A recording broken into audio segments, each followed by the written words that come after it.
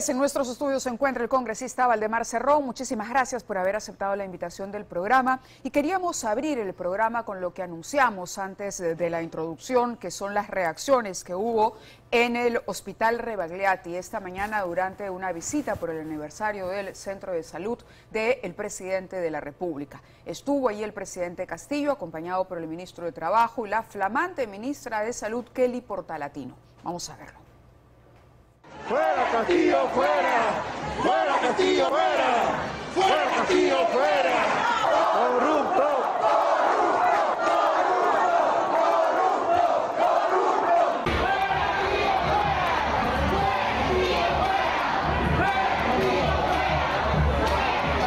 Muy bien, era la expresión, en su mayoría quienes protestaban eran familiares y pacientes que justamente en ese momento se encontraban haciendo cola para poder obtener una cita o para ingresar a visitar a sus familiares que están internados en el hospital. Un rechazo enorme porque, como es sabido, en lo que va del gobierno ha habido cambios en la presidencia de salud, hasta 5 por lo menos. La situación de la entidad no es la mejor, es una situación comparable financieramente a la de Petroperú. Y la respuesta del presidente Castillo fue una respuesta más bien a la oposición. Esto es lo que dijo el presidente Castillo. De los que gritan afuera, ¿sabe por qué? Porque hoy no tienen espacio para robarle a este pueblo, hay que darle al país y hay que darle a la clase obrera, a la clase trabajadora. Hoy los que gritan afuera ya no tienen la oportunidad de aquellas cúpulas inmensas donde hoy tienen, antes tenían todo, y en qué condiciones han dejado hoy el día al pueblo. Muy bien, la primera pregunta para el congresista Valdemar Cerrón esta noche, gracias nuevamente por estar con nosotros, es: ¿fue la mejor respuesta la que ofreció el presidente a la gente que reclamaba en ese momento y que le pedía que dejara la presidencia? Muy buenas noches, muy buenas noches, Mavila, gracias. Muchísimas gracias, y también a todo el Perú, muy buenas noches. Yo considero que cuando hay un clamor popular hay que escucharlo. En ese sentido, lo que yo escucho ahí es lo que escucho al frente del Congreso.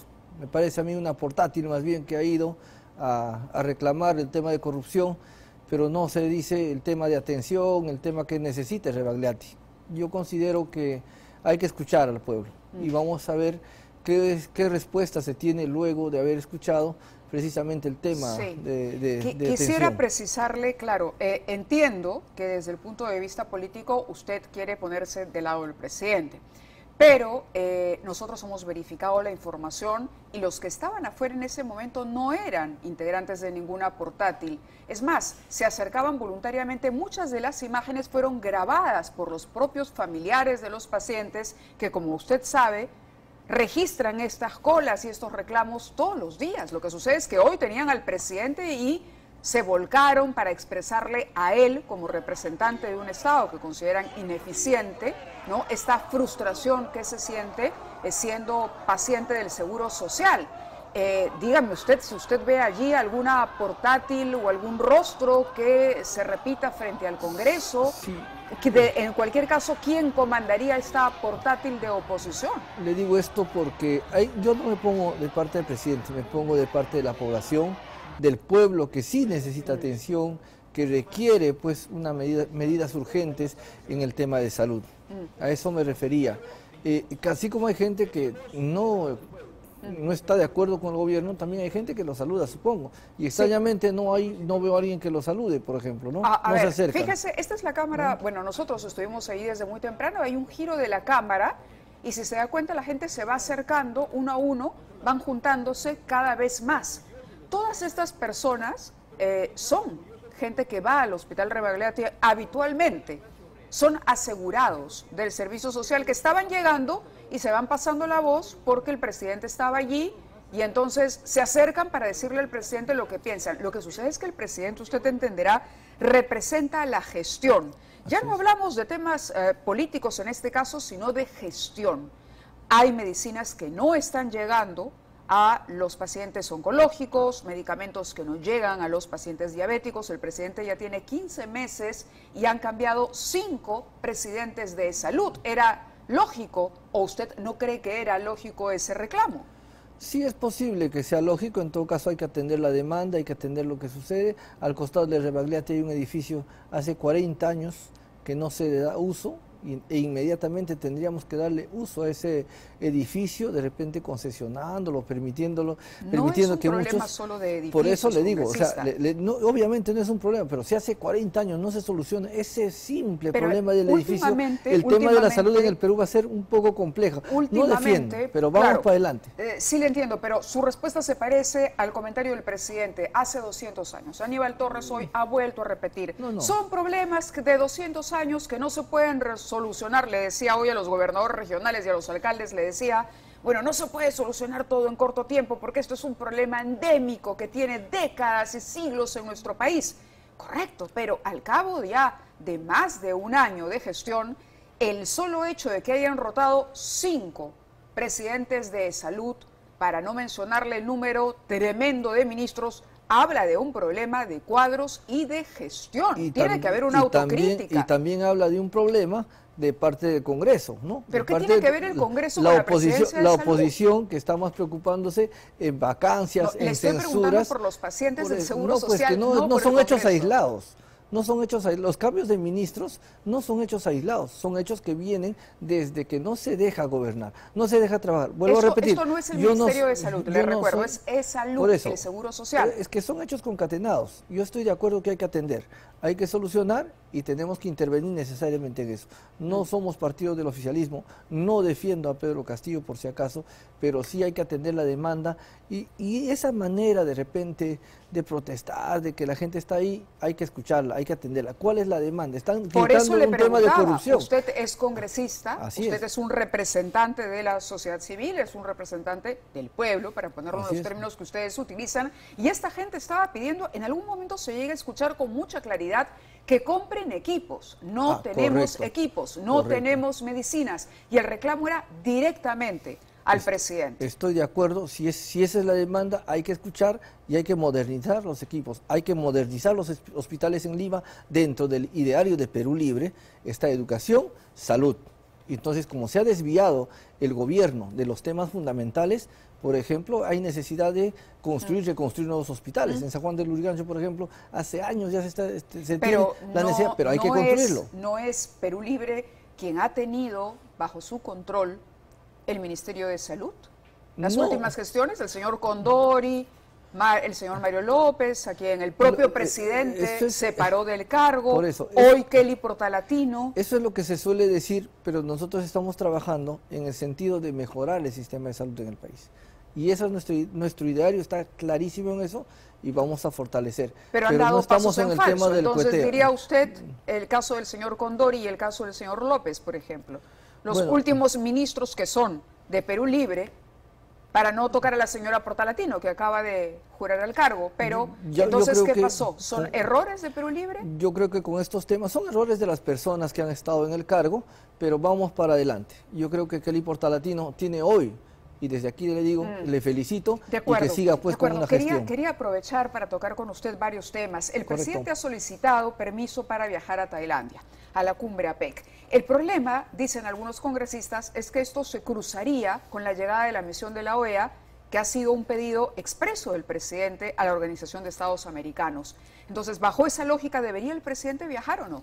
Yo creo que sí debería viajar porque aquí está el Premier, están los congresistas, están los ministros, está el Poder Judicial, o sea, el Ministerio Público, quienes van a tener que dar la información necesaria si es que así se requiere. Más bien estaríamos cumpliendo un principio de neutralidad, inclusive sin la presencia de Pedro Castillo. Pero el presidente no debería recibir a la misión de la OEA, si ha sido un pedido de él expreso. El presidente lo que ha hecho es decirle a la OEA, aquí hay peligro de un golpe de Estado, hay peligro de que perdóneme, la estabilidad democrática. Actívese la carta, él lo ha solicitado, le toca a él ser el principal anfitrión. Entonces tendrá que tomar la decisión el señor presidente. Pero el Congreso tiene en sus manos la posibilidad de darle o no darle ese permiso. Claro, si el Congreso pone en el tapete de que mientras esté la OEA no viaje, yo creo que no había ningún problema. ¿Y usted qué piensa? ¿Que sí debe viajar? Yo pienso que debe viajar, debe representar al país de manera internacional, ya se han frustrado 2 veces los viajes, entonces no creo que sea mayor problema, ¿no? Porque si la OEA va a investigar, pues acá una investigación, hay 36 meses para investigación preliminar, acá van también a estar 3 días. La OEA puede... Solamente van a estar puede 3 días. ampliarlo más, ¿no? O sea, no, van menos, a estar 3 qué sé días, yo. le hablo sobre hechos concretos, van a estar 3 días y se cruza. Por eso, le digo, esa decisión tendrá que tomarla el presidente, tendrá que asumir el Congreso, yo ya di mi punto de vista, él puede viajar tranquilamente porque la información que requiere la OEA está pues de manera objetiva y concreta. ¿No cree usted que va a perder liderazgo este pedido del presidente si él se ausenta en ese tiempo? No creo, porque él simplemente, la OEA es una comisión que va a cumplir con su trabajo de recabar información. Bueno, las denuncias contra el presidente continúan generando polémica. El Congreso todavía no termina de ver la denuncia constitucional, de analizar en la Subcomisión de Acusaciones Constitucionales la denuncia presentada por la Fiscalía, pero se habla ya de varias maneras o de varias propuestas que se han hecho para salir de esta crisis. Se está evaluando la posibilidad o de suspender al presidente, de autorizar, por ejemplo, la acusación constitucional, de la vacancia presidencial. Hay una moción que camina, que ya tiene más de 60 firmantes por el momento, por lo menos, por la cuenta que llevamos. ¿Qué opina usted sobre esa salida política? Lo escuchaba más temprano decir que Perú Libre no apoyaría una vacancia. Eso me queda claro. Pero ¿apoyaría eventualmente una suspensión o apoyaría un adelanto de elecciones consensuado, teniendo en cuenta la gravedad de la crisis? No creo, porque nosotros estamos defendiendo el sistema democrático del país. Fue elegido 5 años y se debe respetar los 5 años. Desde antes de que Pedro Castillo asuma el gobierno, no se le deja gobernar, no se le deja trabajar, bueno, antes no podía gobernar. Se le asfixia con una serie de denuncias. Ahora, todo el mundo sabe de que si hay una denuncia, que se investigue, que se haga bajo el marco legal. Pero eso es lo que quiere la fiscal. Fíjese usted, ella ha presentado una denuncia.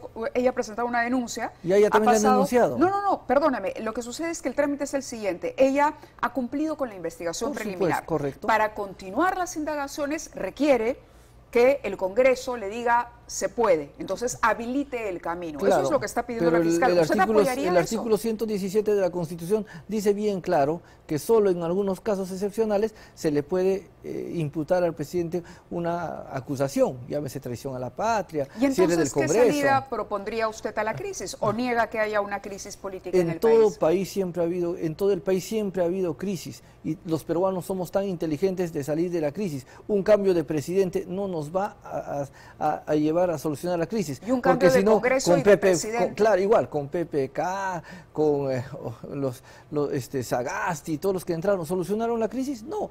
Entonces, lo que sí estabilizó fue nuevamente las elecciones donde se eligió a Pedro Castillo y él está gobernando. Ahora yo pregunto, ¿cuál es el aporte para salir de la crisis de la oposición?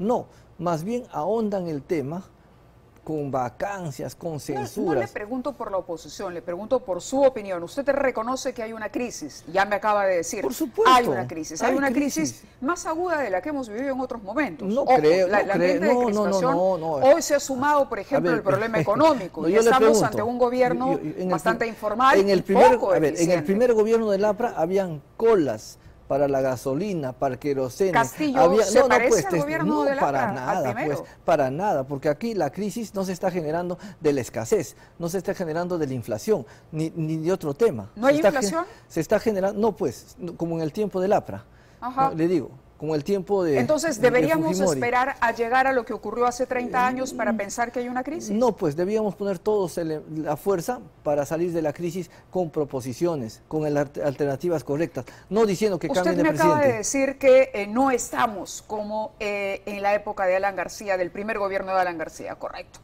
Pero hace 18 años que el Perú no figuraba por debajo del promedio de crecimiento de América Latina.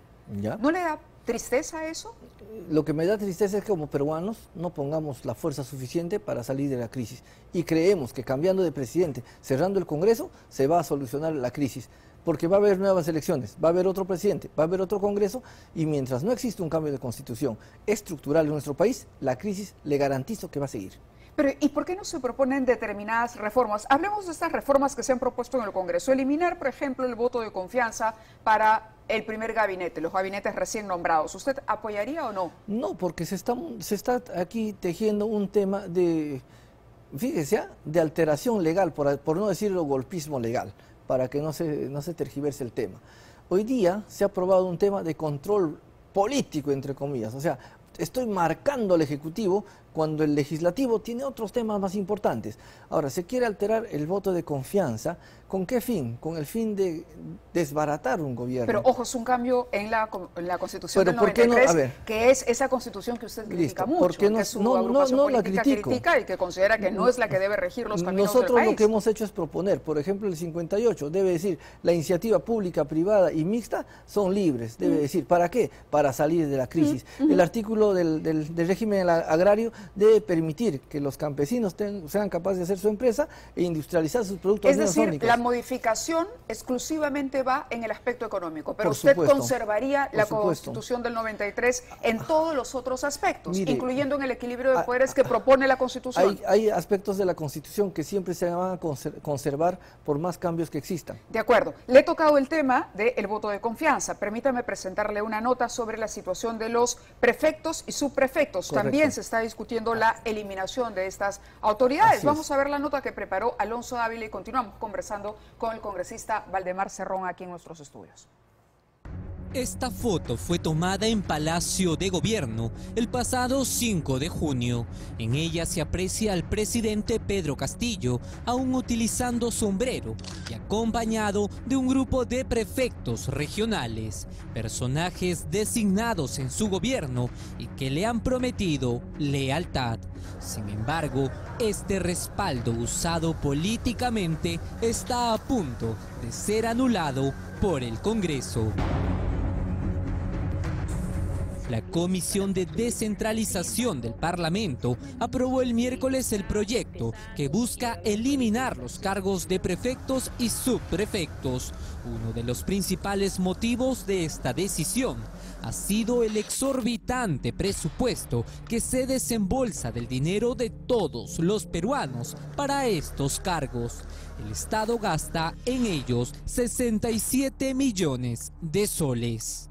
Totalmente innecesarios, ¿no? Hay que señalar de que hoy más que nunca necesitamos, por ejemplo, todos los presupuestos destinar a algunos proyectos para el desarrollo de los pueblos. Y todo ese monto, que es bastante considerable, el funcionamiento de los prefectos, subprefectos, eso es cuantioso, porque trabajan todo el personal, los gastos operativos, los sueldos, eso es mucho. Entonces, esas cosas deberían destinarse más bien para otros proyectos en beneficio de las poblaciones alejadas. Lo que nos causaba muchísima preocupación es este gasto inútil en estas antes denominadas autoridades políticas, donde estamos viendo realmente una duplicidad de funciones.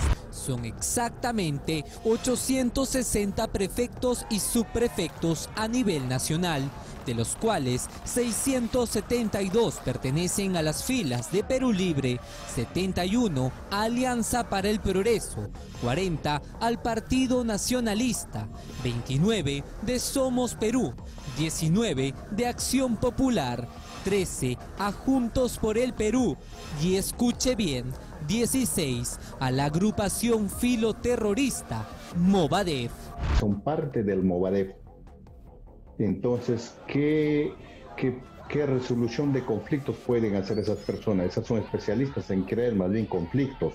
Hay una cantidad de prefectos y subprefectos que tienen cierta relación, militancia en este grupo, relacionado con el PCP Sendero Luminoso, el Movadef. Entonces, eso es totalmente peligroso. La presidenta de dicha comisión, Diana González, sostiene que estos cargos han sido utilizados políticamente por este gobierno. Es decir, nuestro dinero pasa a manos de estos señores que apoyan incondicionalmente a Pedro Castillo. Los prefectos y subprefectos sí tienen la representación del presidente de la República. Hemos advertido ello, además que nosotros muy preocupados de que este presupuesto se esté yendo para hacer proselitismo, para que sea la portátil del presidente. Los prefectos y subprefectos fueron creados para ser los representantes del gobierno de turno en las diversas regiones. Sin embargo, sus cargos fueron perdiendo autoridad, pues sus funciones fueron replicadas en los gobiernos regionales. Hasta hace algunos años se justificaba la presencia de los prefectos y los subprefectos, por lo menos hasta los años 92-93, fecha en que se da paso al funcionamiento de los gobiernos regionales. Hasta ese entonces, la preocupación de los pueblos, las necesidades de los pueblos los canalizaban los prefectos y los subprefectos. Simultáneamente también colaboraba en el tema de seguridad en su jurisdicción.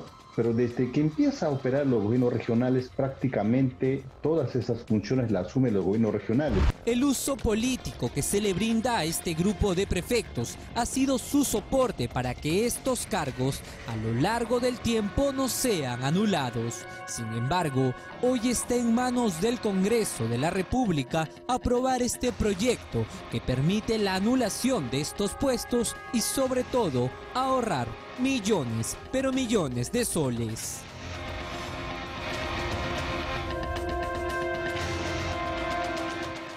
$67 millones de soles es lo que dice el informe, el congresista Cerrón. Sí, de manera personal voy a expresar, al igual que muchos colegas con quienes hemos conversado, y efectivamente el cargo de prefecto y subprefecto ha sido de repente en un tiempo la representación del gobierno. Sin embargo, nosotros no tenemos ningún problema en que se deje sin efecto estos cargos y más bien quien tenga que asumir es el teniente gobernador o el gobernador, como debe ser, quien más bien hace todo el trabajo político. Después del proceso de la regionalización.